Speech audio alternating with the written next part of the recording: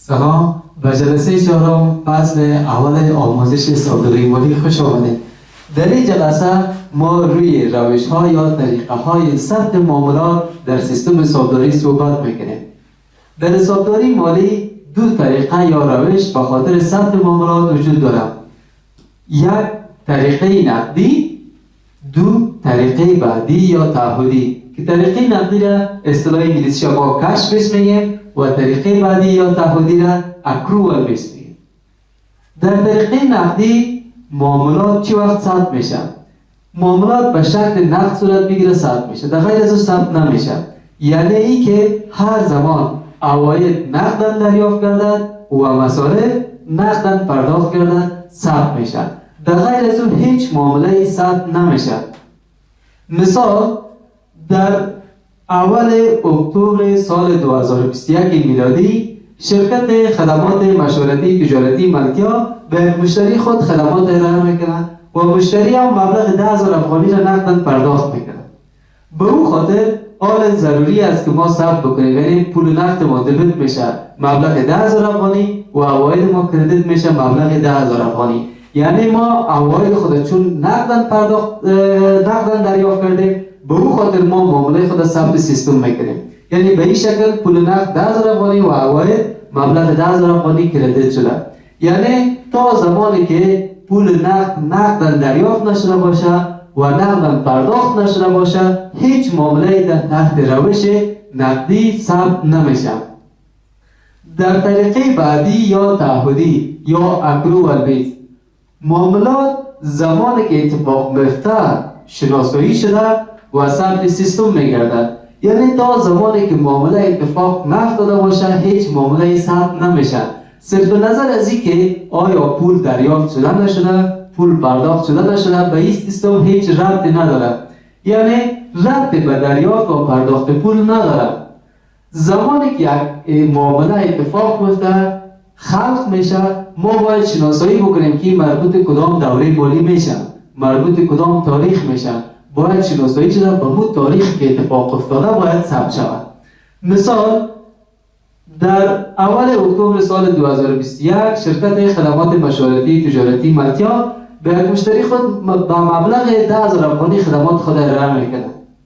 مشتری میگه که من امروز پول ندارم، پیسه ندارم، من میرم یک مابات پرداخت میکنم، دو مابات پرداخت میکنم، اما خدمات ارائه شده، یعنی اتفاق افتاده، پس به این خاطر باید این معامله ثبت شود. یعنی اگر پول هم نگرفته باید ثبتش بکنه. به چی طریق ثبت میشه؟ ما به عوض پول ما طلبات داریم، طلبات ما دبیت میشه مبلغ 10,000 افغانی. یعنی ما بالای مشتری طلب داریم که طلب ما رو باید پرداخت بکنه. عواید ما هست مبلغ 10,000 افغانی. یعنی عواید چی شد؟ شناسایی شد. زمانی که شناسایی میشه باید چی شود؟ ثبت سیستم شود. یعنی ربط نداره به این که پول ما را امروز میده، صبح میده، دیگه صبح میده، هیچ مهم نیست. مهمی است که معامله اتفاق افتاده باید ثبت سیستم شود. به خاطر از اینکه تفاوت بین طریقه نقدی و طریقه بعدی باز هم روشن‌تر شود، یک مثال دیگه را براتون تشریح میکنم. مثال شرکت خدمات مشورتی تجارتی ملکیا به خاطر ترمیم، حفظ و مراقبت از ماشین‌آلات و از دارایی‌های خود همراه شرکت بی قرارداد میکنه. شرکت بی میگه که ماهانه بیا سرویس برای ارائه بکو، ماشین‌آلات چک بکو، کنترل بکو، کدام مشکل پیش نمیاد. شرکت بی هم میگه که ماهانه خیلی تو به من 2,000 افغانی پرداخت بکو، من آمدم سرویس به تو ارائه میکنم. اینا جرامت میکنن. شرکت خدمات مشورتی تجارتی ملکیا همراه شرکت بی ماهانه مبلغ 2,000 افغانی. حالا در اول اکتبر سال 2021 شرکت خدمات مشورتی تجارتی ملکیا مبلغ 24,000 افغانی را چیکار میکنه؟ به شرکت بی پرداخت میکنه. معامله شما رقم شده که شرکت بی گفته خیلی تو برای من 24,000 افغانی پیشکی بده، باز من خدمات خود برات ارائه میکنم. حالا ما میبینیم که در تاریخ اول اکتبر سال 2021 مبلغ 24,000 افغانی پرداخت شده. این چه قسم ثبت میشه؟ یعنی تفاوتش چی است؟ تاثیراتش چی است؟ اگر ما در طریقه نقدی ببینیم، در طریقه نقدی چگونه ثبت میشه؟ ما اینو در طریقه نقدی تو ثبت میکنیم که مصارف ترمیم دبیت میشه مبلغ 24,000 افغانی، پول نقد ما کردیت میشه مبلغ 24,000 افغانی.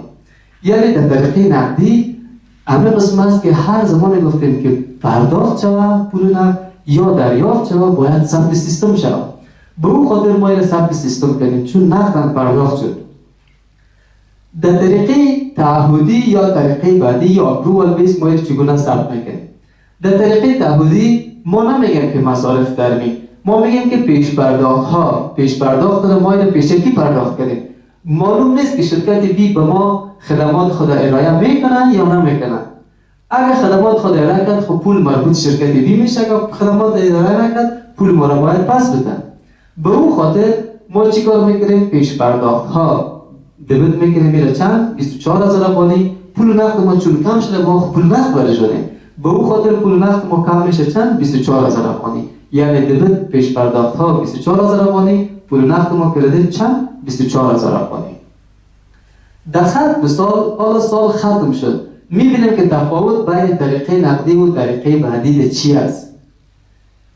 در طریقه نقدی زمانی که مصارف تحریمی 24000 افغانی ثبت میشه به این معنی است که مصارف تحریمی ما در سال 2021 24000 افغانی شد. اما در طریقه تعهدی یا بعدی چی است؟ میگه نه ما پیشکی پرداخت کردیم 24000 افغانی، درست است، ولی قرارداد ما این بود که ماهانه 2000 افغانی باید باشه. به اون خاطر در تاریخ اول اکتبر ما پرداخت کردیم. شرکت بی آمد در ماه اکتبر سرویس ارائه کرد، در ماه نوامبر آمد، در ماه دسامبر آمد، یعنی 3 ماه آمد به ما خدمات خود ارائه کرد. 3 ماه تیر شد، سال مالی هم ختم شد. حالا مصارف تحریمی ما واقعا چند است؟ ما باید چی کار بکنیم؟ از 3 ماه را ضرب بزنیم. اکتبر، نوامبر، دسامبر چند میشه؟ 3 تا 2000 ما 6000. یعنی مصارف تحریمی ما 6000 شده، نه 24000.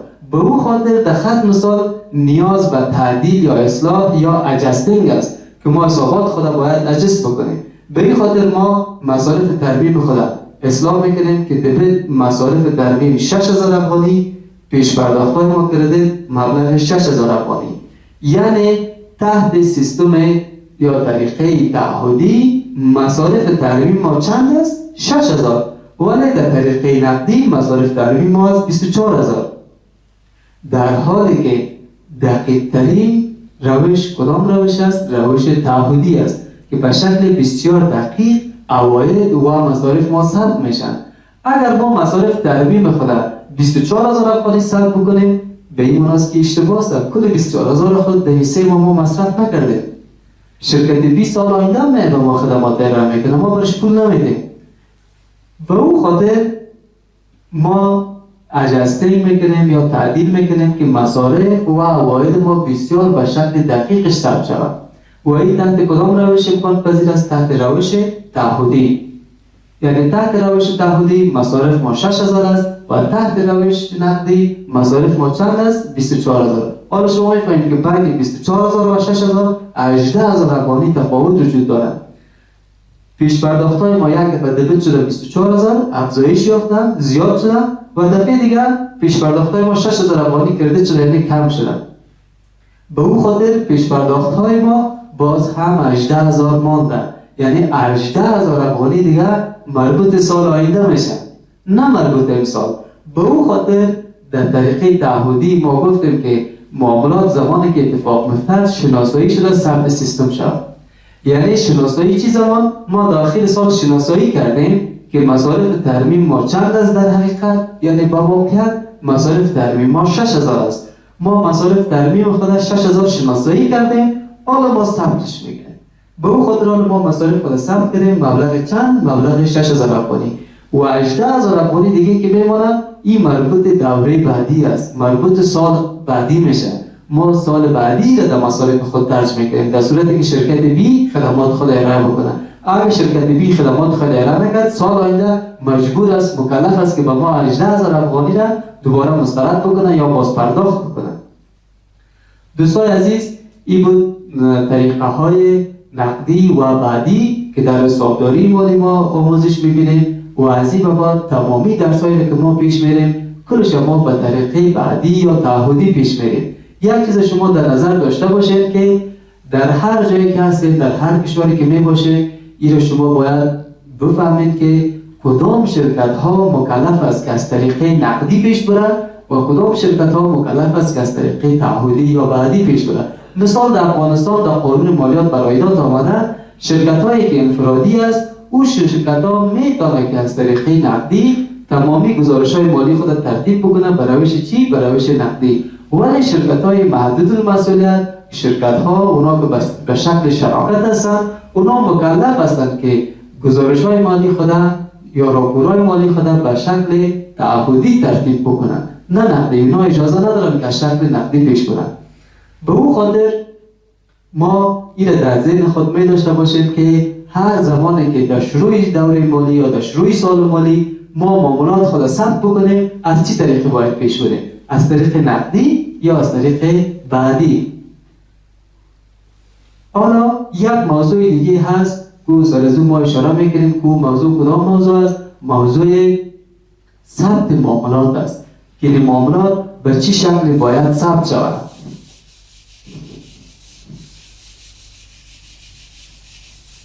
در حسابداری ما معاملات به دو شکل ثبت میکنیم. یکی ثبت یک جانبه داره و یکی هم ثبت دو جانبه داره. در ثبت یک جانبه و دو جانبه چی است؟ کدام موضوعات در نظر گرفته میشن؟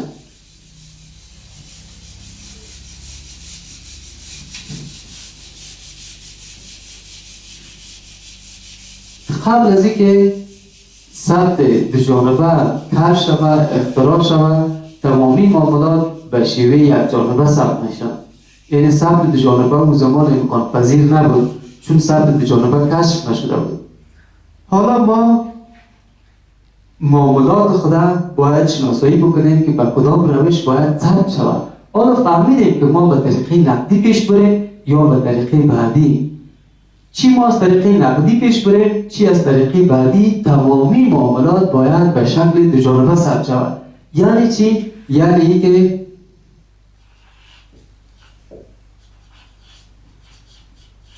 ثبت معاملات یک به شکل یک جانبه یک یا ثبت معاملات به شکل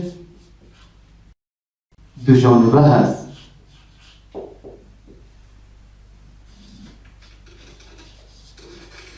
که در اصطلاح انگلیسی سینگل انتری هم میگن.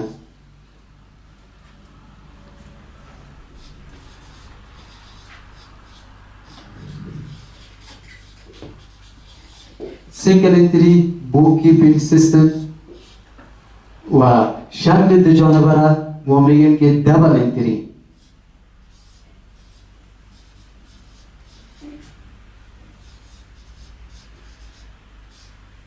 double entry bookkeeping system. فرق بین یک جانبه و دو جانبه در چی است؟ قبل از اینکه با این سیستم دو جانبه اختراع شود کشف شود یا با وجود بیاید تمامی معاملات به شکل یک جانبه ثبت میشد.